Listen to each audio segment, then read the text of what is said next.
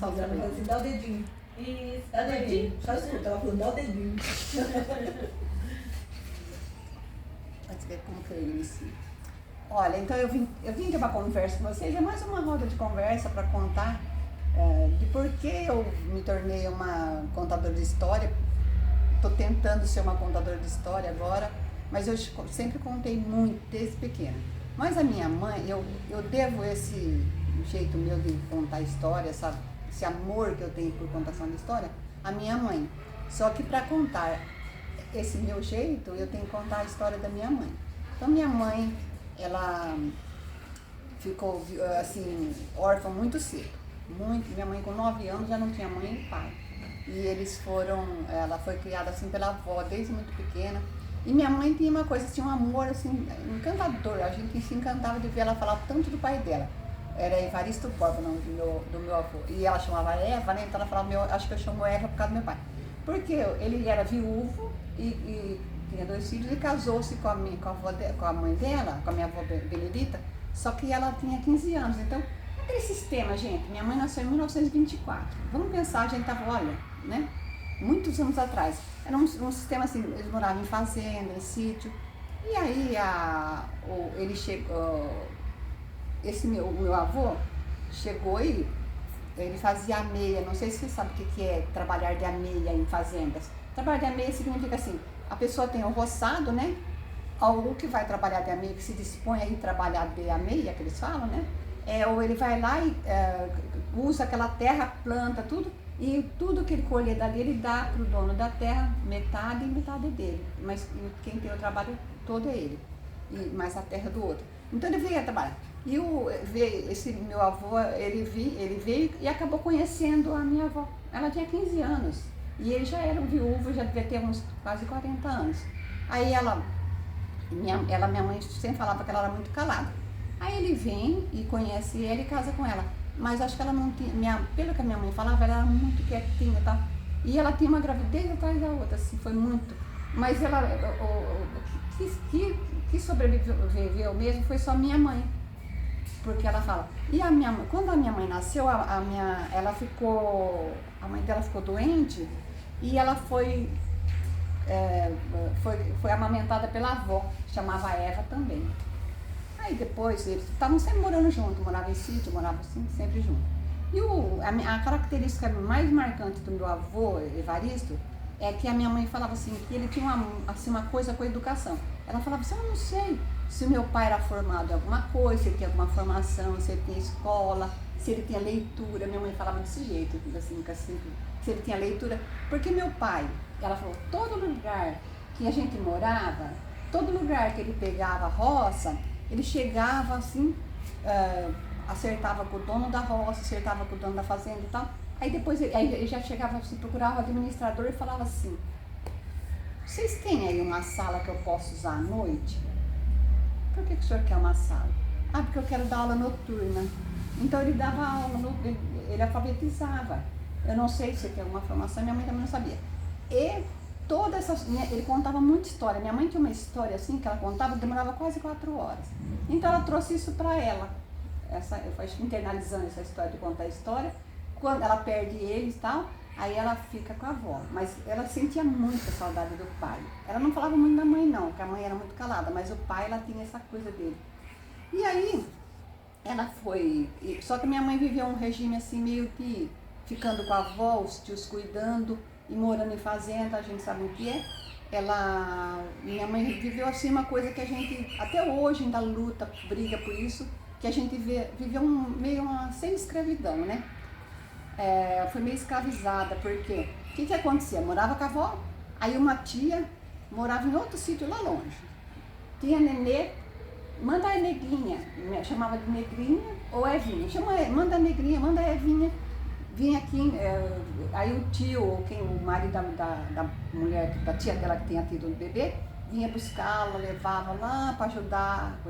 E ela foi com essa vida assim, sempre assim. Mas minha mãe não reclamava, ela só contava isso pra gente, era um livro de informação. Ela queria informar a gente que a vida dela era assim, ela contava isso.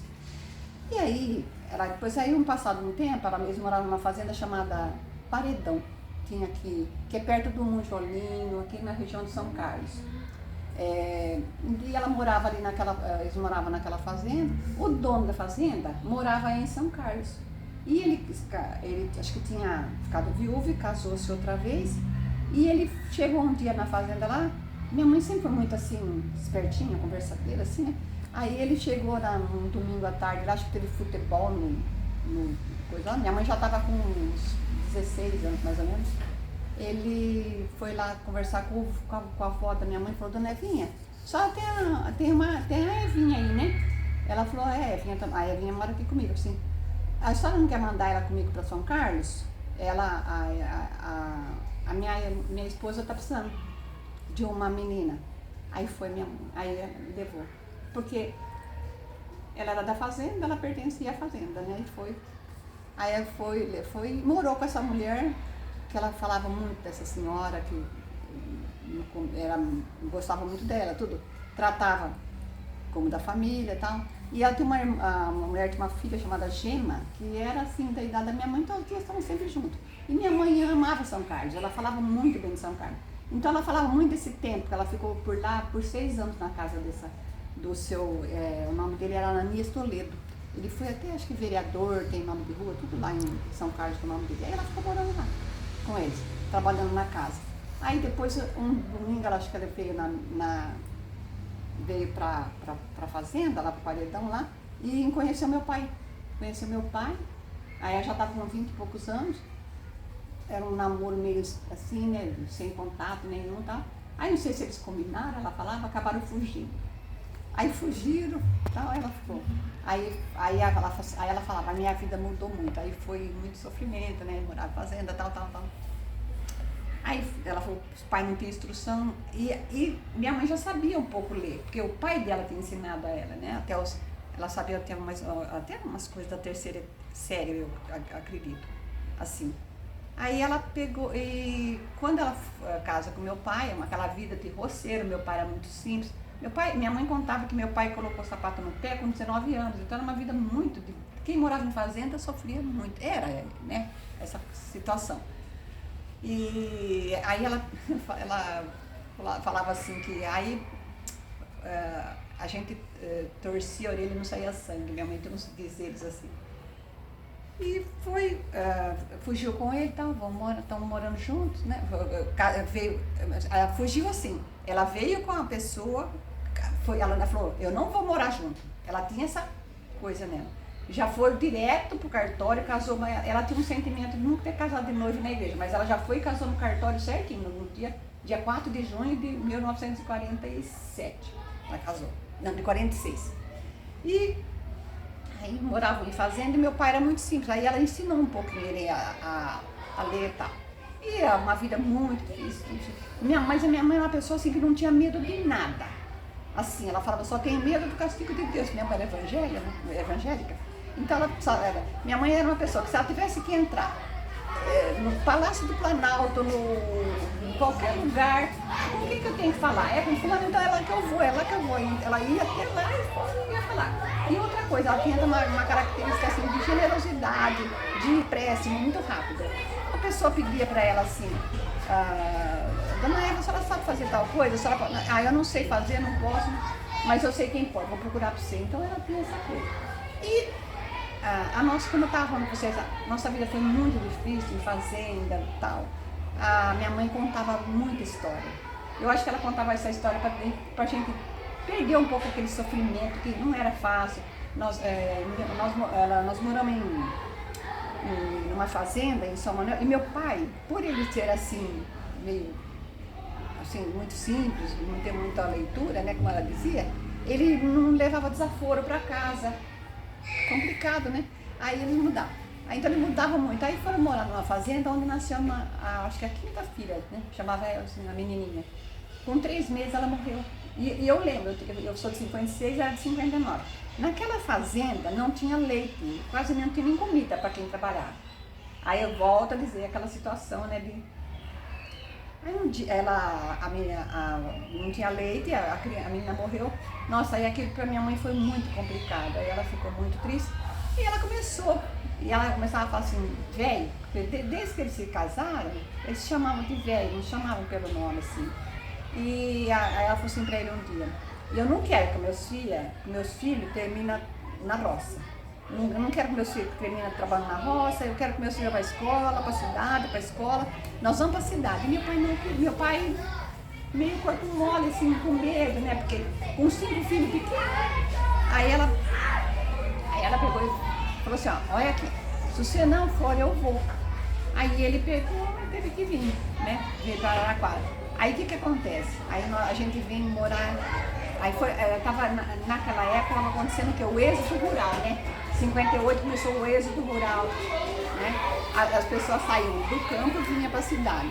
Aí depois, coitado, ia para a cidade, o que restava pra gente? Onde nós fomos morar? Num cortiço, que é o que restava, que é, vamos dizer que seria a favela de hoje, né?